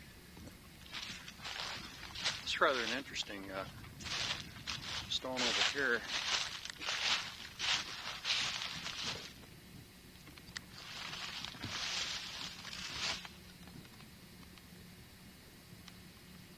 Very intricate, probably expensive too. Mrs. E.R. Powell died August 1869. 25 years, 5 months, 15 days. It's really tragic when a young woman dies. She probably had children too. While her son died just before she did, 7 years old.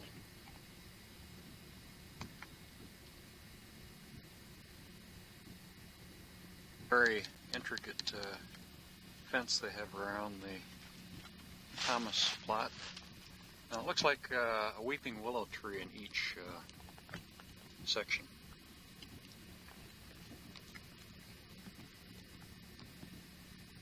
Most of these people here were natives of South Wales.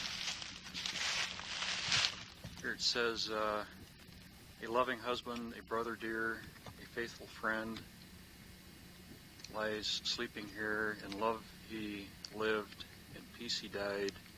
His life was craved, but God denied. So here, I'll see if I can read it. Of earth, or on earth, of earth, consider well that earth to earth must come to dwell. Let's see, where earth in earth shall close remain, till earth come from earth shall rise again. I hope you don't mind this cemetery tour here, but I find them interesting because, well, I want to tell you, we're all going to end up here eventually. So we've all got something in common with this place. It tells the story of a person's life here on earth. Some of these stones are testaments to their very existence, along with their homes and their remaining family, living family.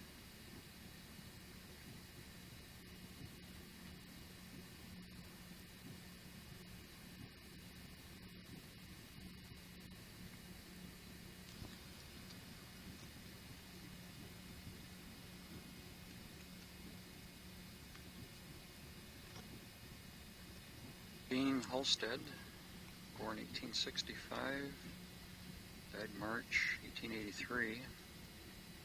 An angel visited the green earth and took my flower away.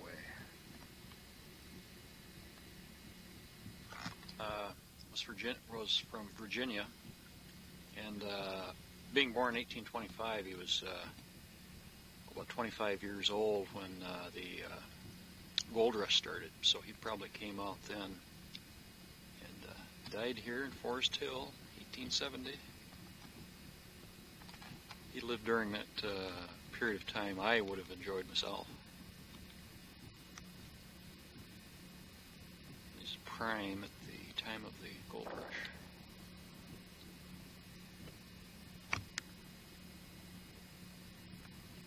Child of Mr. and Mrs.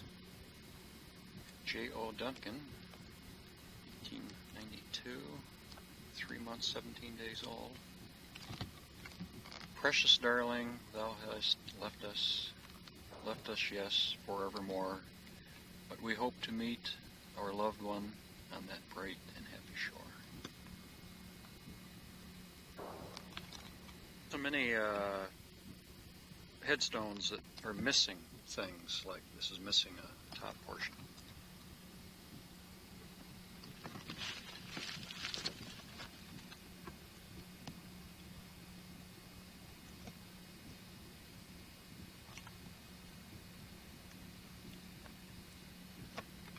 Alto,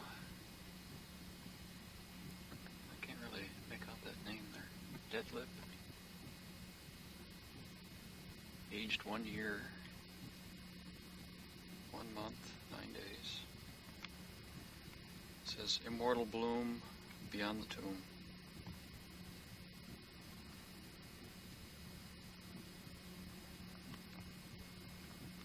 Family plot here is marked just with slabs of quartz, no inscriptions. I don't know who takes care of the cemetery, but piles of trash on top of some of these graves right here. They don't have a place outside the cemetery apparently to put their leaves and all the brush. They just pile it all through here. This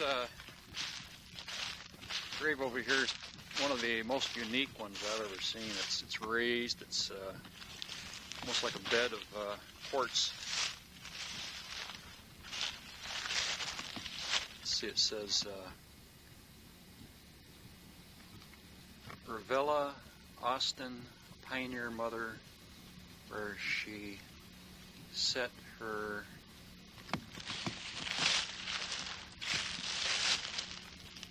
foot down in the wilderness there, because the rest of it's missing.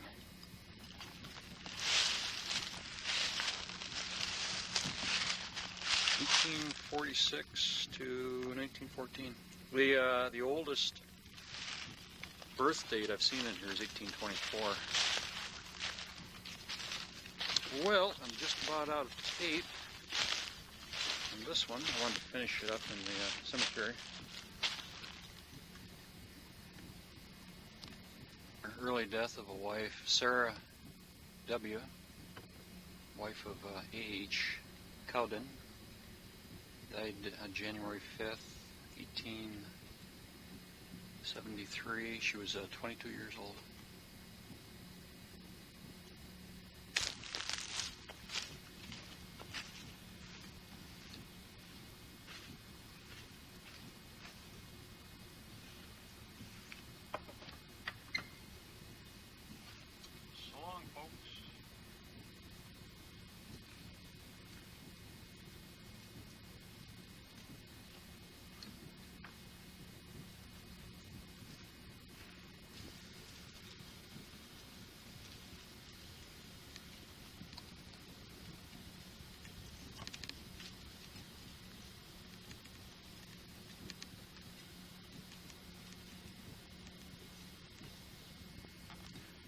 And those who lie here without life, do Do not share or trouble and strife. Amen.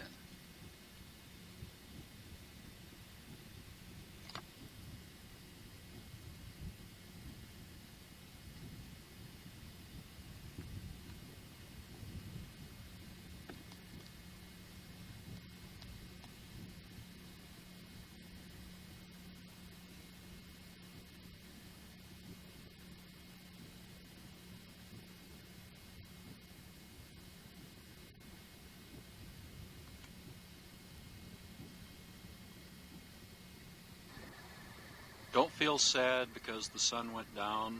The moon is made of gold, skipping lightly upon the horizon, touching stars so cold, dreaming upon a nova bright, its light so very old, the light of the sun upon the east, its light so very bold. That's a poem I wrote last year.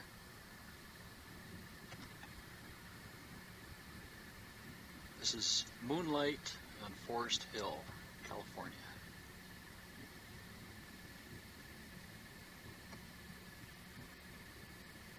Very pretty. I think I'll end this tape with the moon here. I think it's just about done.